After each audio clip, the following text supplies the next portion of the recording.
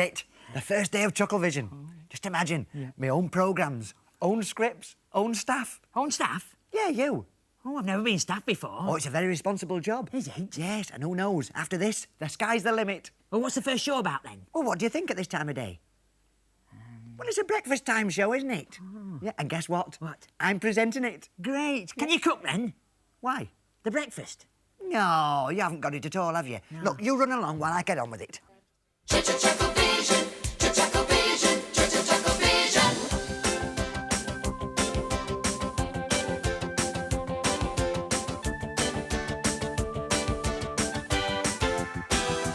ChuckleVision, ChuckleVision.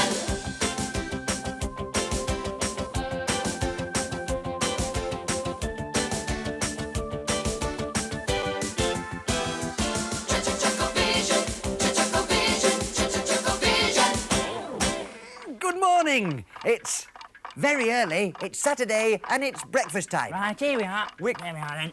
I've done your eggs just as you like them, and I've done you some soldiers as well. What for? To dip in your egg. No, I mean, what's all the breakfast for? Well, it's breakfast time. Not that kind of breakfast. Take it away. Oh.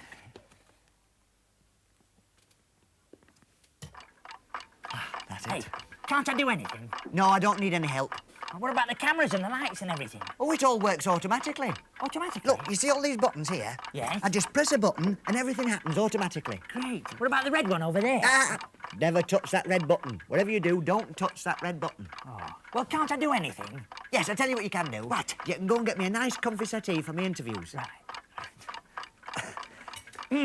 And now for a special report from our roving reporter. Thanks, Frank. Well, as promised, here we are in the heart of Liverpool city centre. And I've got one, it's Paul. Great. very, very Excuse me. early in the morning, Thank you. as you can see, there's still Don't lots get of it back crowds now. hustling and bustling all around me. Starting to rain now. Don't come too heavy. Fall back straight.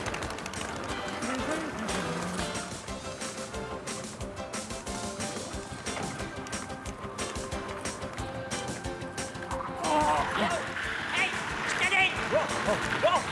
Steady!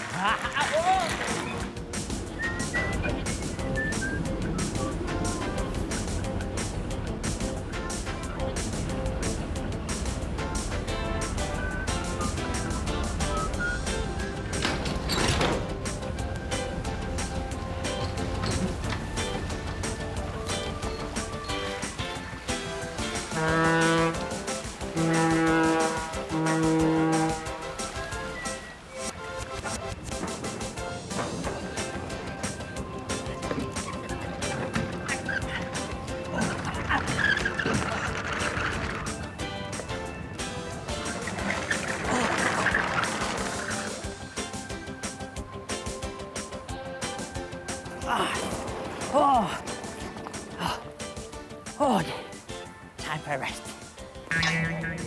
Oh, I don't know what Paul's going to say now.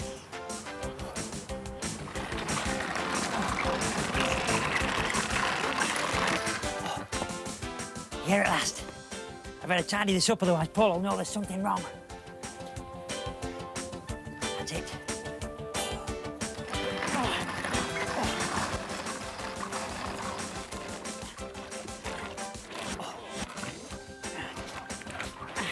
Paul, can you give us a hand? What, a hand? Yes, Wait. please. Oh, yes, certainly. I'll Thanks. take this. Just bring it over here. Thanks. Come on, bring it right in here. Oh, That's it, right by my chair. right. That's it, have you got it? Oh. That's it, just a touch further. That'll do, lovely, that'll do. What do you think? Well, let's have a look then. Just a minute. What's this doing here? Do you know what this is? Looks like a piece of paper. Yeah, it's a piece of paper, but it's the schedule. Schedule? What does that do then? Well, this tells us what's in the programme, what's going on and what's going to happen and where. Oh. Look, here, Wayne Sleep's coming in later. Oh, well, I better call the vet then. What for? For the lame sheep. Not lame sheep, Wayne Sleep. Oh, you mean? Yeah, that's him, yeah. And then there's Elton John. It's a shame about all these animals, isn't it? What are you talking about? Well, you said his elephant's gone. Not elephant's gone, Elton John. Oh, there's the phone. Go and answer it. Can I answer it? Yeah, you answer it. Great. Hello? Oh, OK. Thank you. What was it? Wayne Sleep. He's overslept. Oh, no. Yes. Well, let's take a look at the latest videos. They're very nice, aren't they? Very nice. Very nice, yeah. Now let's go over to the weather room. The weather.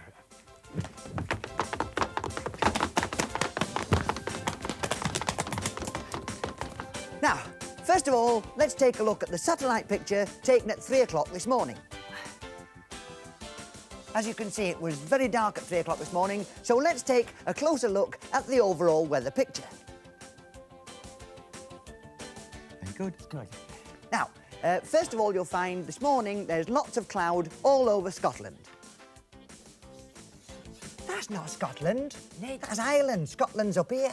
Don't worry about it. I'll rub it out. Oh, right, right. Yes, there'll be cloud over Scotland, but the main details will be the rain. Lots of lashing rain all over the south of England.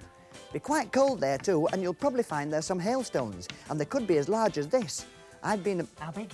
About that size. All right. Yes, I've been in amongst this hailstone, and it's not very nice. But don't worry, because by lunchtime, this will clear completely, and it'll be quite nice this afternoon there. Now, the depression that's been hanging all over the country for weeks, and that fog, doesn't it get into your bones? Don't like it at all. But don't worry too, because this afternoon, that will clear completely, and the sun will come out, and it'll be really, really bright. Gorgeous day for going to the beach. Now, by midnight tonight, you'll find the overall weather picture will look something like this. As you can see, by midnight tonight, it'll be dark again. But don't forget, later on in the studio, Elton John will be joining us. But right now, it's over to Morning Story and Armchair Theatre. You've not pressed the button. Oh, no. Armchair Theatre. Not the red one. Elm Street lies between Woodside School and the park, and that's where you'll find Sim Tolland, Ginger Jones and the Elm Street children, or the Elm Street lot, as Woodside calls them.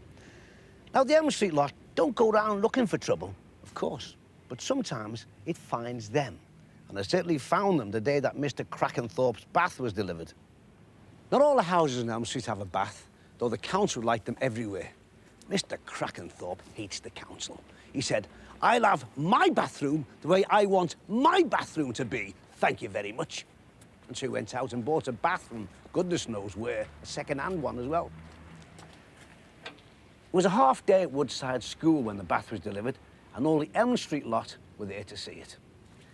It was a particularly large bath because Mrs. Crackenthorpe was particularly large. But Mr. Crackenthorpe said, "I'll have Mrs. Crackenthorpe in that bath and out of that bath, even if I have to buy a hoist."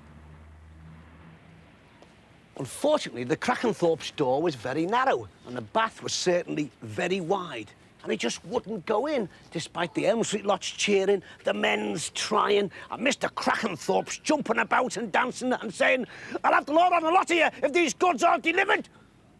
In the end, the lorry driver's mate got fed up and he dumped it in the garden, and there it lay for all to see. The Elm Street lot couldn't resist it. First of all, Johnny and Kitty Bates got into it. That was when, of course, they knew Mr. Crackenthorpe was out shopping. They pretended it was a boat, and they began to row it with all kinds of sticks and things. Then all the other children joined in, and there became a whole crew of galley slaves rowing across the ocean. Then it began to rain, and they pretended that the boat was leaking, and they had to get the bilge water out with yoghurt cartons. But just then, Mr. Crackenthorpe came back suddenly from the shops, and the Elm Street lot ran for their lives. And then the bath disappeared. It was there in the morning when the Elm Street lot went to school. It was there at midday when they came back for the dinner. But sometime during the dinner hour, it vanished. Of course, Mr. Crackenthorpe said, "The Elm Street lot have stolen it." But every one of them knew that they hadn't. But when they came out of school that afternoon, old Mrs. Crackenthorpe came waddling towards them to ask them, no, to implore them, please return the bath.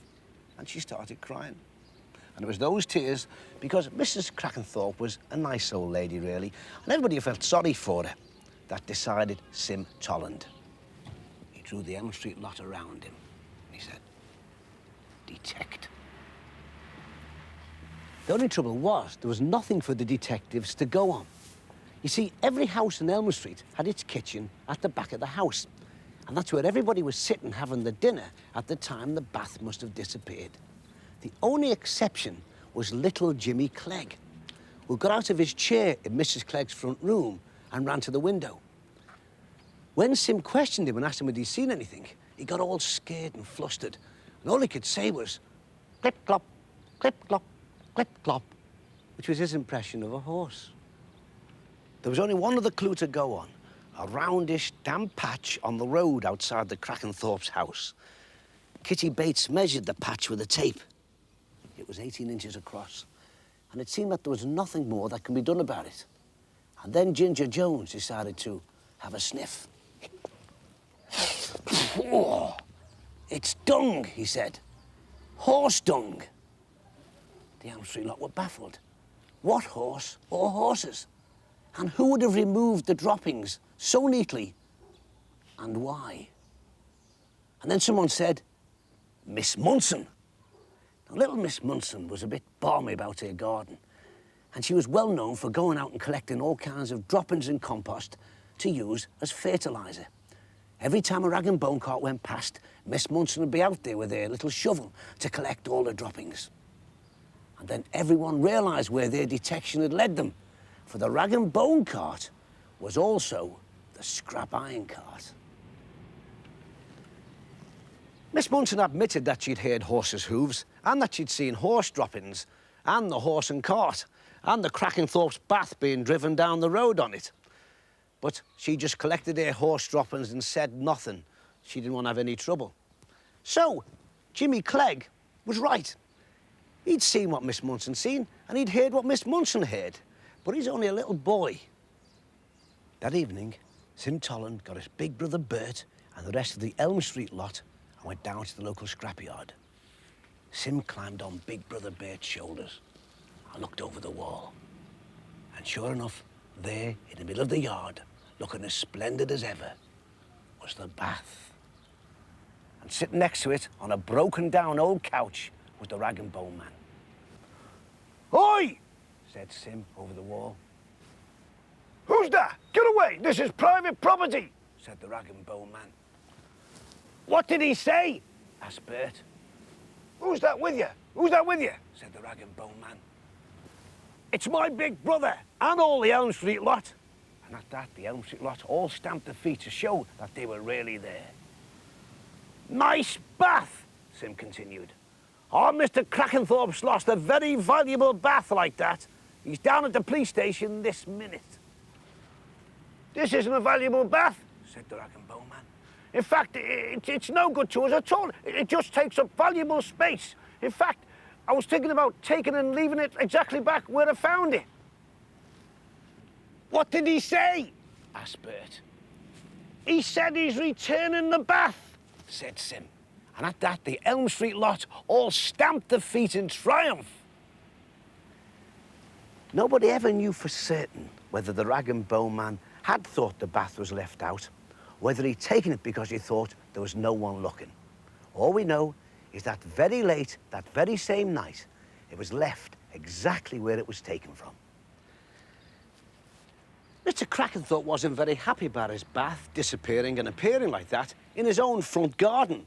And so he was quite civil when Mr. Clegg, Mr. Badana and Bert Tolland appeared, and they said, "Hey, Crackers, we'll take out your front window and we'll put your bath in that way." So that was that. But someone must have told Mr. Crackenthorpe something, because one day, when the coast was clear, she went down to see Sim Tolland and the Elm Street lot, and she gave them a great big bag of jelly babies. And as far as I know, Mr. Crackenthorpe never did buy a hoist to get Mrs. Crackenthorpe out of the bath. Maybe he couldn't get one that was strong enough. ChuckleVision, ChuckleVision, ChuckleVision. That's it, that's Yeah. it. All the best breakfast shows have a nice, comfortable settee, I you know. know, I know. Yeah. Are you sure this coffee maker's working? Yes, Oh, it's yeah, that's working. fine, that's fine. Good. Yeah, it's nice and comfortable, this settee, isn't it? Of course it is. Right, I'll just try it out. Oh, there's no need to do that because I tried it at the shop before I got Ah, it. yeah, you might have done, but I want to see what it's like for my guests, you see. Yeah, but... Oh, it's not comfortable at all. What? Oh, no wonder. I'm sitting on the schedule. What was that doing there? Right, I'll try it now. I don't... It's still not comfortable. What's this newspaper doing here? That shouldn't be there either. I'll try it now. Hey, I thought you were going to sit in the armchair. Oh, no. I sit in the armchair while I'm doing my interviews, Yes. but my guests all sit easy, and I want to see how comfortable it is. But don't you sure you don't... Just stand out the way. I'm going to try it. Oh! traffic report. Go press a button. Oh, right. Don't touch the red one. Oh, hello. This is me yesterday. Today's traffic report concerns something that is irritating to all motorists, traffic cones. Yeah, Paul. Now, I've got one for you and one for me. oh, thanks. I've given you the one with a bit of chocolate in. Well, that's very All right. nice of you. Very nice of you. Now, we're here today to investigate... We're here today to investigate the manufacture of these strange items of traffic furniture. Just a minute. What? What did you get me this for? Well, you said we were doing something about cones. Not this kind of cone, traffic cones. Well, I thought it was a bit odd when you said line them up along the road. You haven't. I have.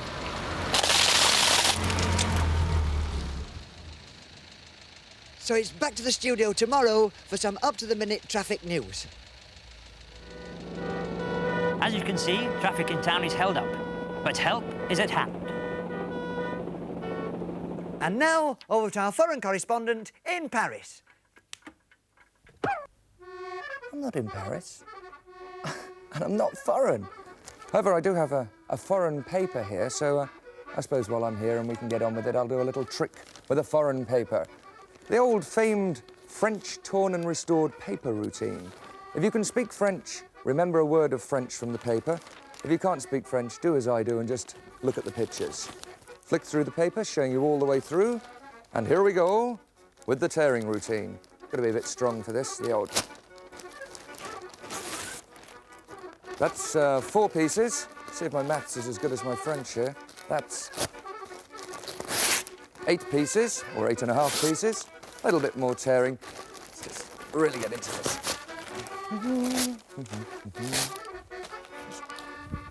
Retrieves bits from floor, because otherwise it wouldn't all go back together properly. As we say, this is the famed torn and restored French paper trick. And there we are, chaps. Back in the studio, you can see that that paper is now fully restored. If you don't believe me, well, have a look for yourselves. One French paper fully put back together.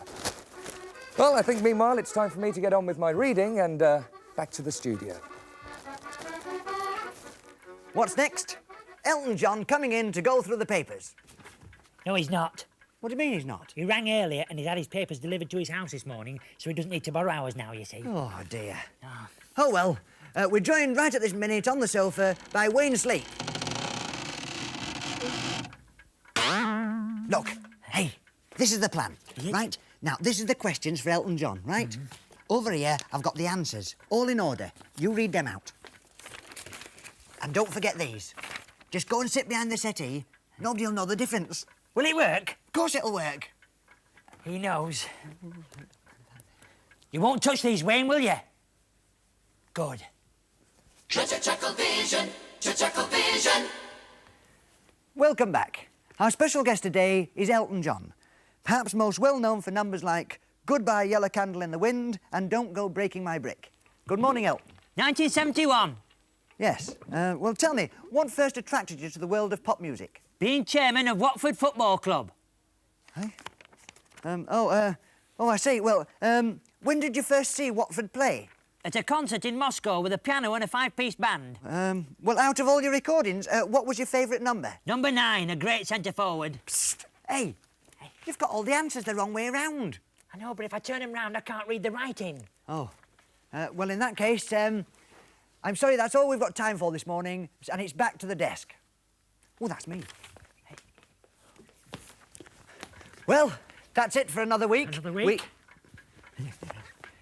We hope you enjoyed our special guests, Elton John and Wayne Sleep. It's a pity the sheep couldn't come, though, isn't it? It is really, but it went well, didn't it? It went well. I thought it went well, yeah. Well, a last quick look at the clock. Still there? Yes. Until next week, then, goodbye. Goodbye. Why don't you try this one? No, don't touch the red button.